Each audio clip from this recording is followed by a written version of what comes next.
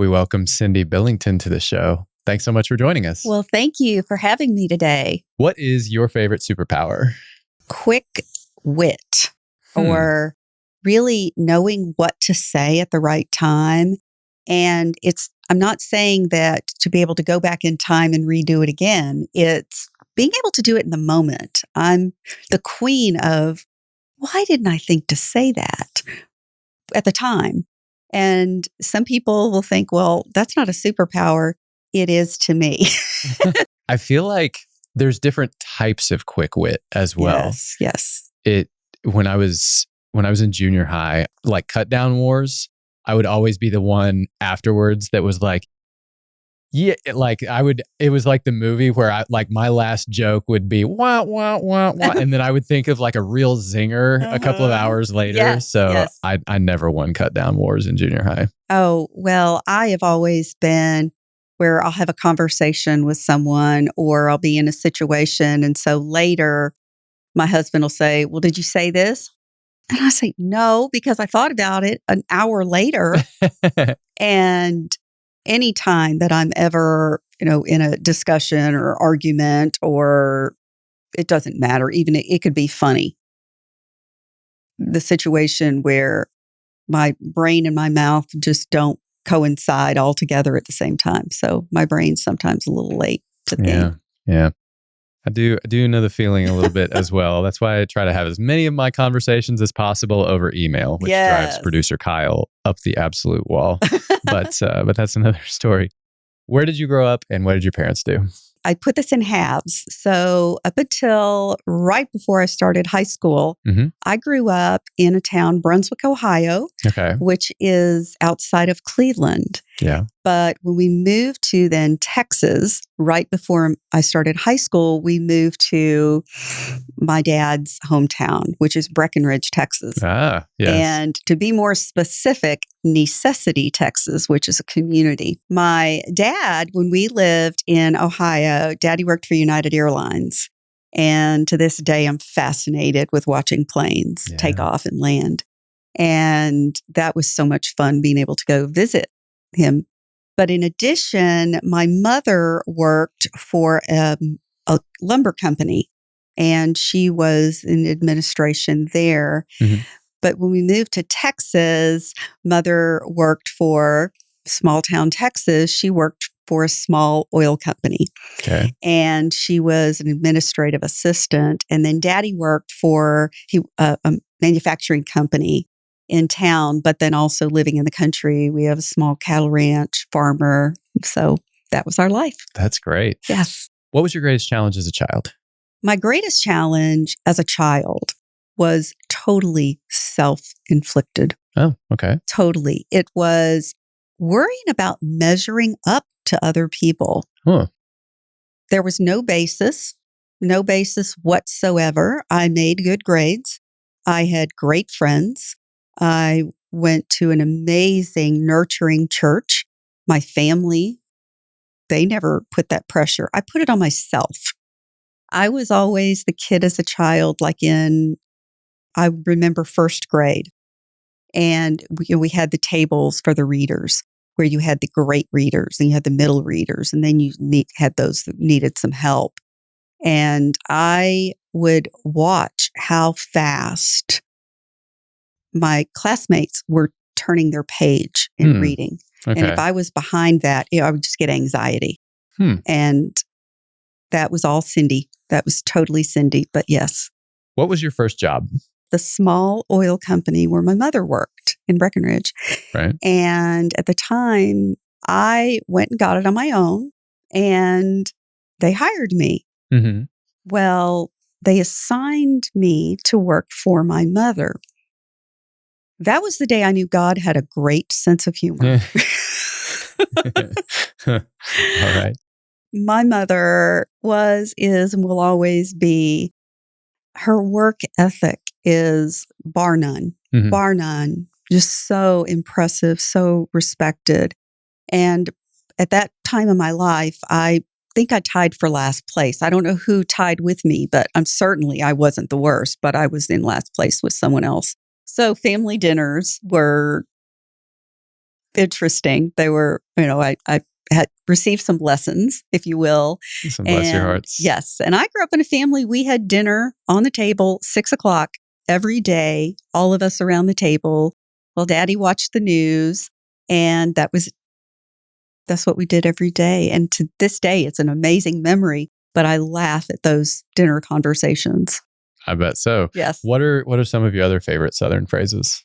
By far, what I say the most today is, when someone's sweating the small stuff or they're mad about something that maybe I deem silly, I will say, well, she's going to get glad in the same pants they got mad in.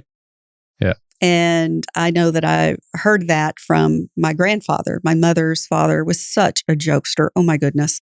Another one that I've always said, I can be a sweet Southern lady until it comes to football season and bad drivers.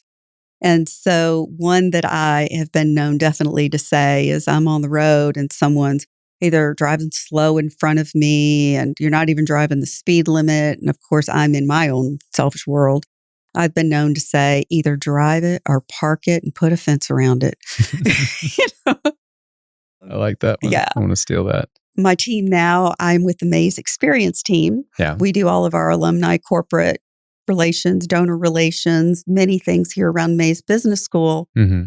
And so when we're in the process of working through an event, I very often will say, ladies, this ain't our first rodeo. And so when I was asking them, what are some of my Southern phrases that I say? They remind me of that one. But then my family also says that I will say pretty often, we're about to have a come to Jesus meeting. And it's not meeting, it is meetin. Tell us about the uncertainty of coming to college. Wow. Yes. So there's two pieces to that. But the first piece is going back to me measuring up. Academics were a challenge for me. Now, I always made good grades, but I would panic like nobody's business when it came to time for a test or an exam. Yeah. You could ask me my first name and I would say, give me a minute. So that was a big uncertainty. And I certainly wanted to come to Texas A&M. It's a legacy in our family. Daddy came, my aunts and uncles. I've had cousins who have come here. I really wanted to come to Texas A&M University. I honestly had made the decision based off of that and a visit as a child. But I was nervous. Oh my goodness. It will always be a daddy's girl. So the thought of leaving home, leaving mom, leaving daddy, oh my goodness, it was tough. In addition, my two grandmas. So Grandma Paige, Grandpa Paige was the jokester and Grandma was the quintessential grandma.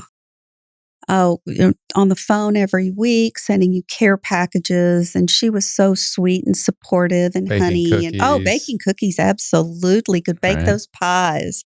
She worked for a truck stop and would bake pies and people would come from all over for her pies.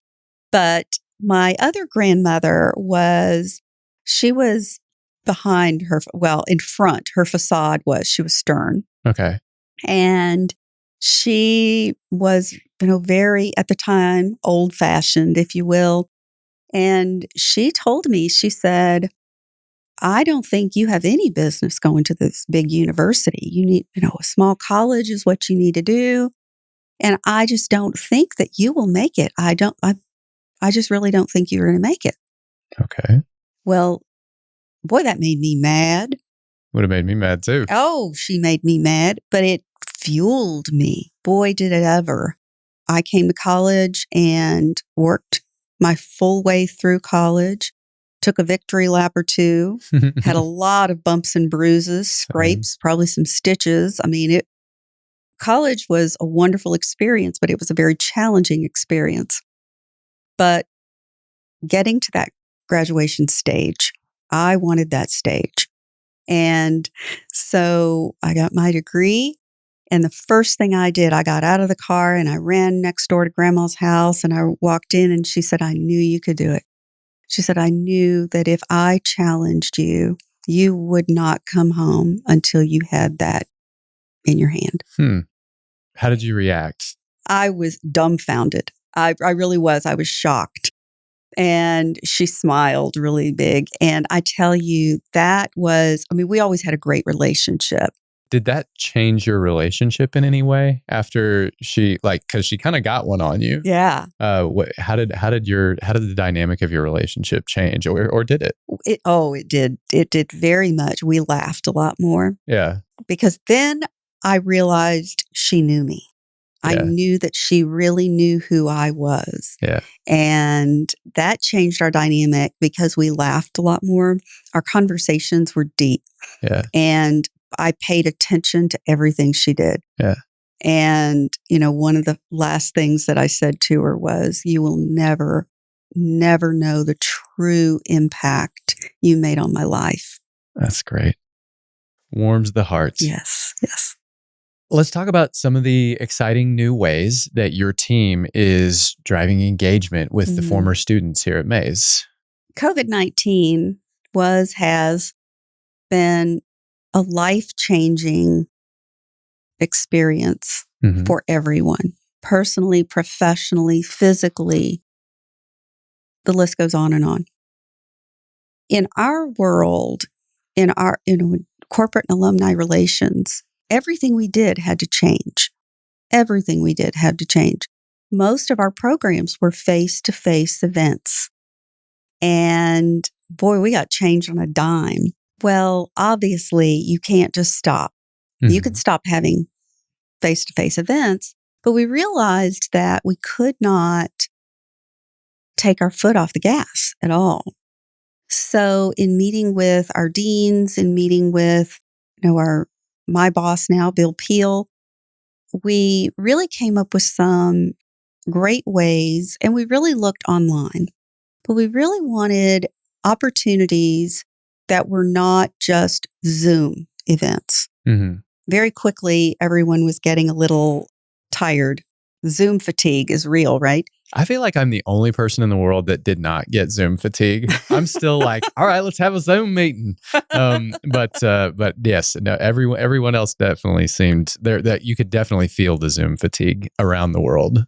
And you could, especially when you would have a conference. Yeah. Who wants to just sit and listen for 6 hours? That's right? true. That's true. We really shifted so many of our experiences to online. Then as we started having the opportunity to have face-to-face events, but very limited, I think I know that the hybrid concept for conferences and events is our new normal, and it's good. So, for instance, with MaYs, with our Women's Leadership Conference, it's always been a face-to-face conference, and this year it was 100% virtual. We had attendees from all over the country, and we realized, why have we not looked at the internet to dig deeper into engagement? And I'm also on the board of the Aggie Women Network, and we have had several online events this year. And it's amazing when we hear from our attendees, thank you for providing us an opportunity to attend. And that statement right there, we really took this, well, how do we increase engagement, to how do we address what our constituents want? What would touch them in a way that they have never been able to before? Yeah. And so the things we're doing right now, another program that we did this year for the first time, it was in partnership with the Texas A&M Foundation. MaYs typically has an enormous annual scholarship banquet. Nearly 1,000 people attend this. It brings our students together with their donors and provides just an opportunity to meet. Well, obviously, we couldn't do that this year. So in partnership with the Texas A&M Foundation, we had in the month of November a program we called Thanks for Giving. And we had our students do short videos. We packaged those videos and sent them to our donors. And definitely for some of our aging donors who have been homebound, who may have been homebound for a number of years and have not been able to visit campus in a long time, to receive these videos from a student saying just them in front of their phone, looking eye to eye in the camera and saying, thank you. Those two simple words made a difference. Our comments, feedback from our donors, I mean, it just make you cry. It was so beautiful. So a new initiative we're doing, really taking a lot of that, is it's a system. It's called People Grove, and we have named it myMays. myMays is really answering the question and the call that we had as a career coach for so many years with our MBA and master's students in Mays. Can we have a portal for just us? We have a portal where we can have our own database, where we can connect with former students. The Association of Former Students has an amazing Find an Aggie and Connect program. Sure. But our students really wanted something that was more personal.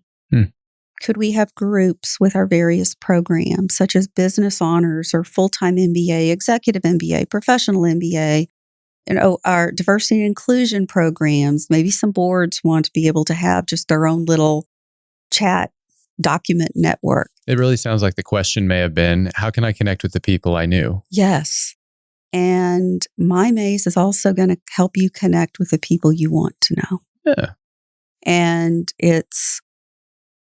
we've just soft launched it this spring. Right. We're working on our campaign to really expand and blow it out. But hopefully, and our goal is that we have a hub of a portal where our former students, our current students, our faculty and staff, we're creating our own, whether it's a chat, whether it's a job board. We're partnering with the Career Management Center and the main campus Career Center, and just having opportunities so I can go to one place.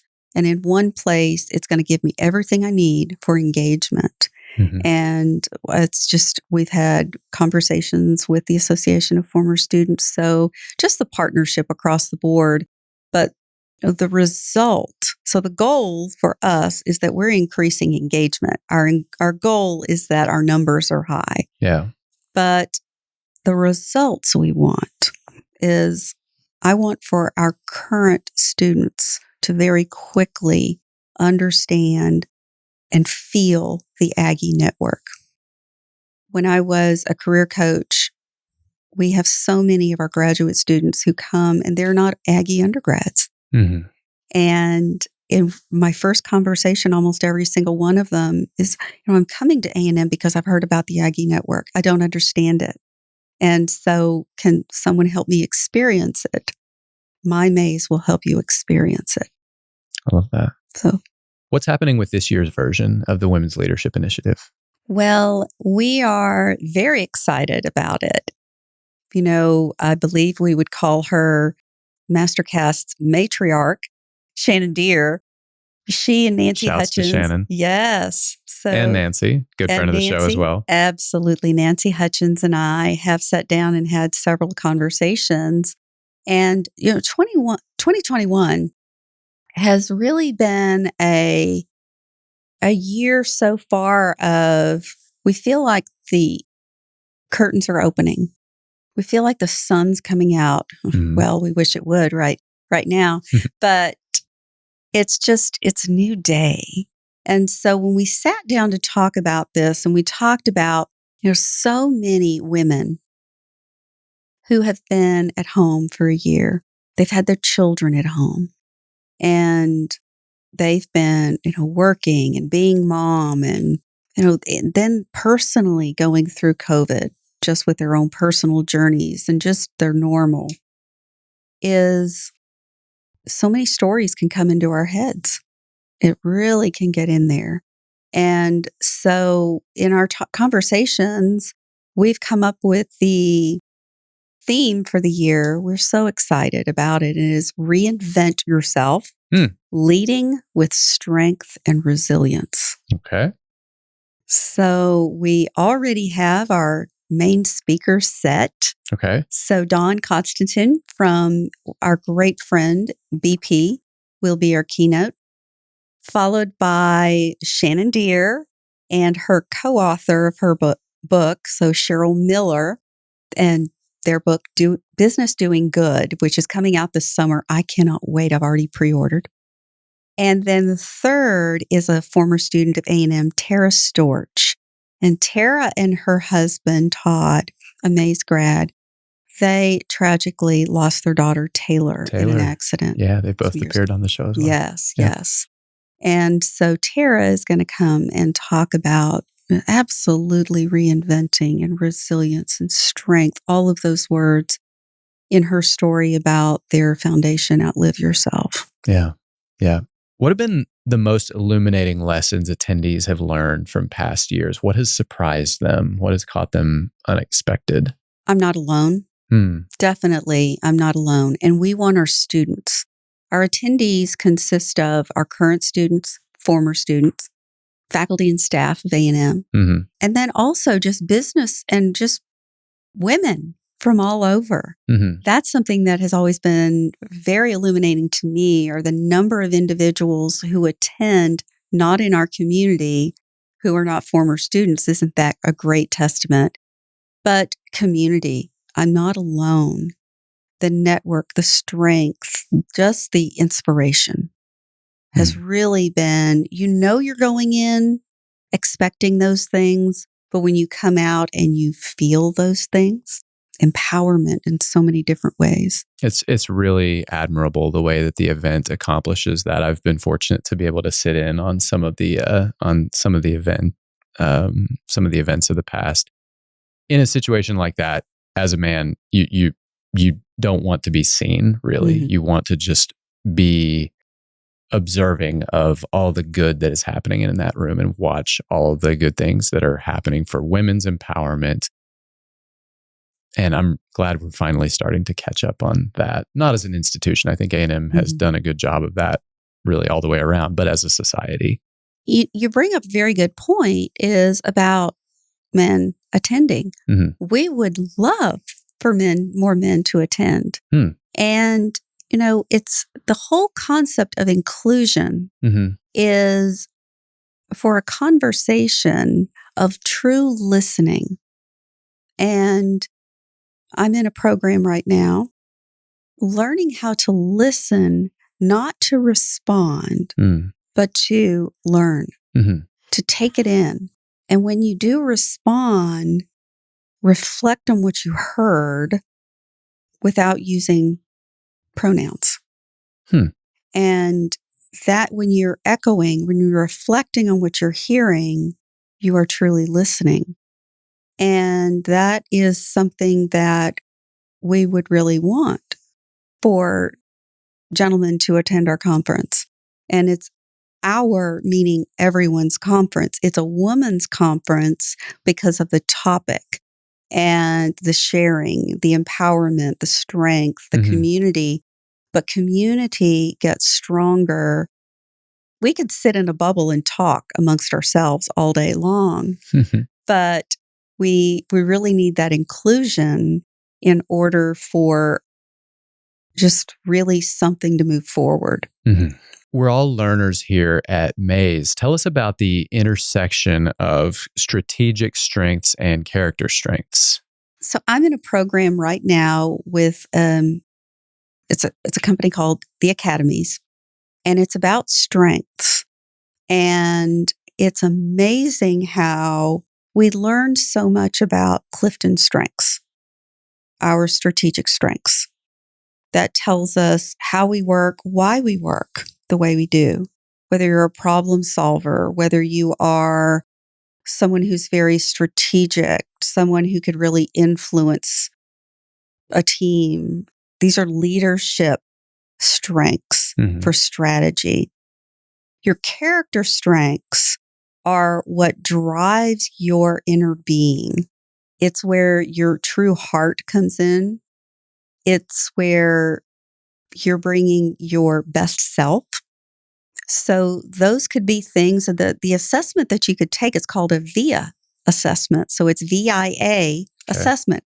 You could actually do it for free. You get your top 5, but it could be something like love.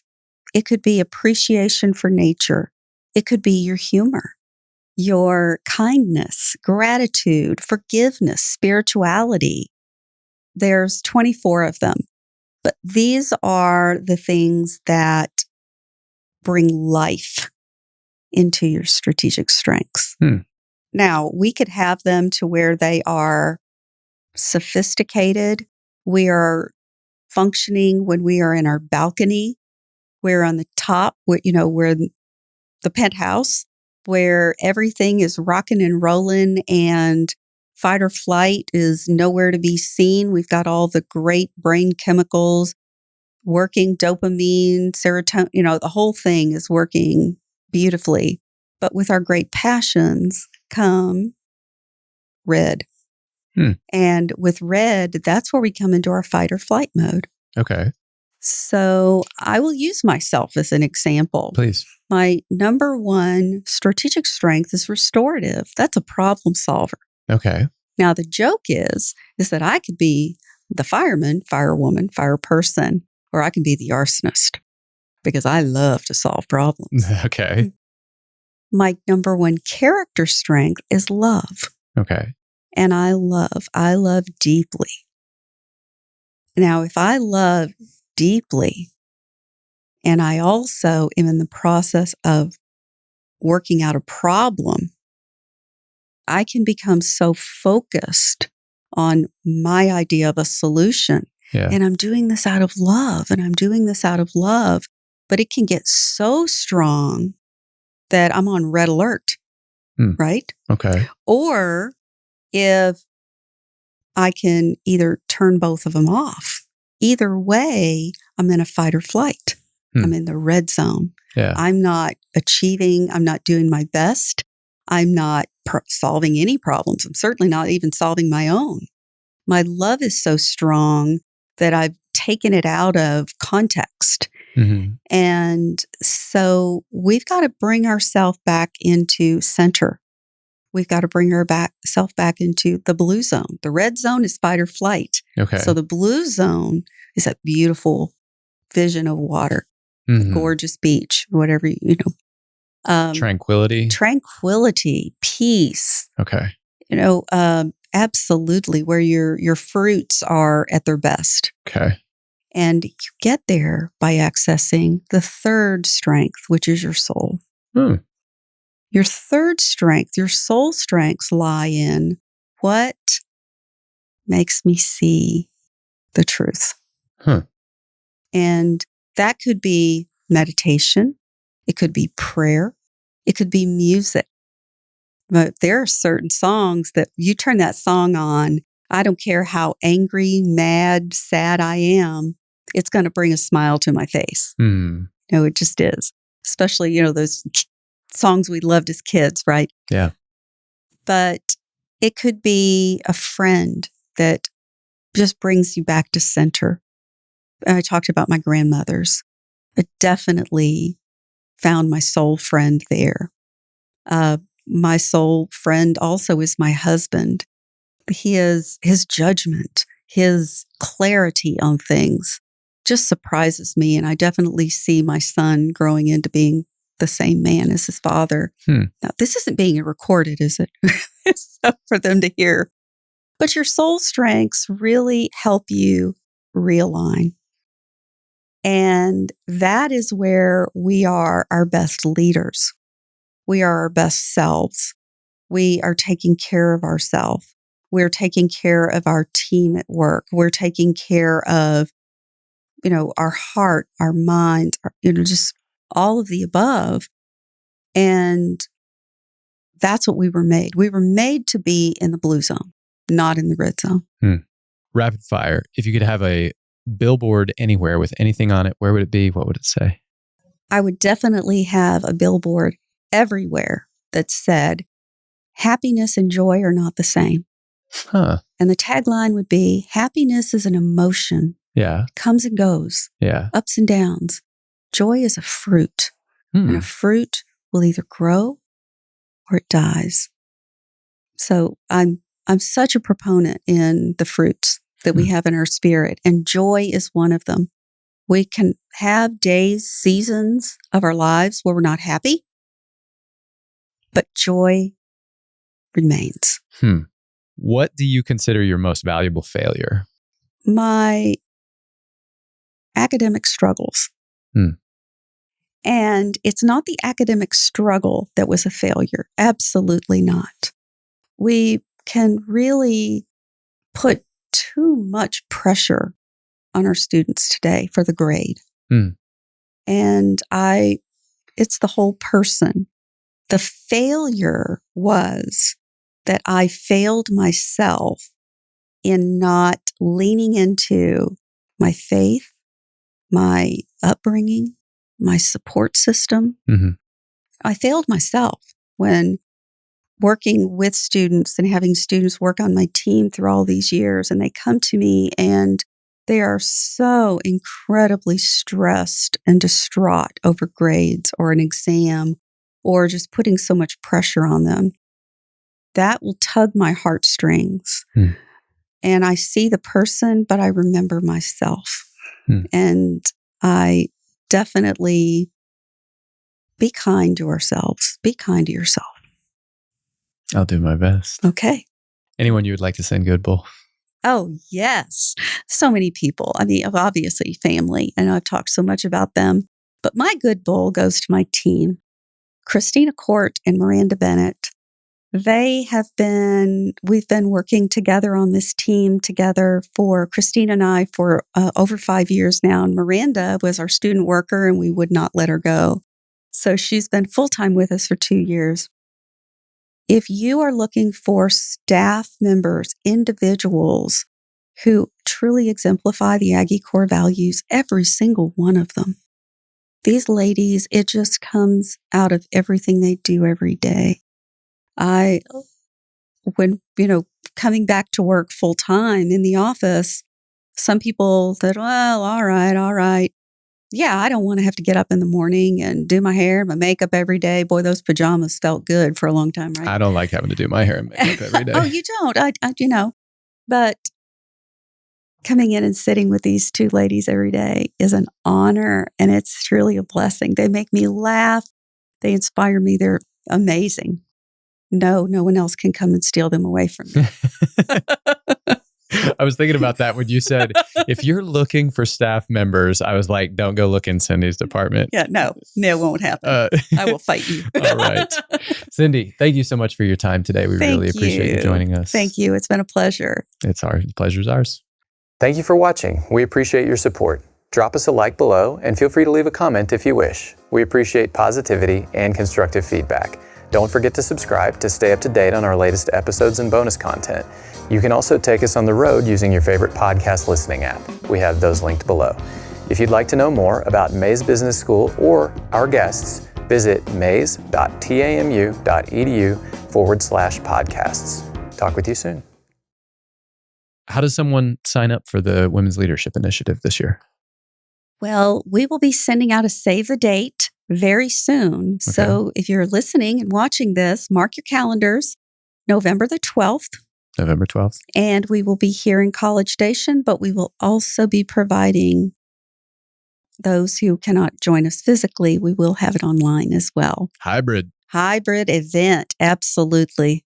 And then regarding the myMays community, how does someone get involved with that? Oh, that is so extremely easy. Visit mymays.tamu.edu. You will also find it in the most recent publication of @Mays magazine. I'm sure it'll be in future publications. It's on our website for MaYs Business School as well. So you are probably going to get a lot of communication but just visiting mymays.tamu.edu, and you sign in and use your LinkedIn profile. You will have some questions that you'll be asked just so that your profile and possible matching for the mentorship and flash coaching opportunities. And then after that, you just start using the system. It is extremely intuitive. Okay, great.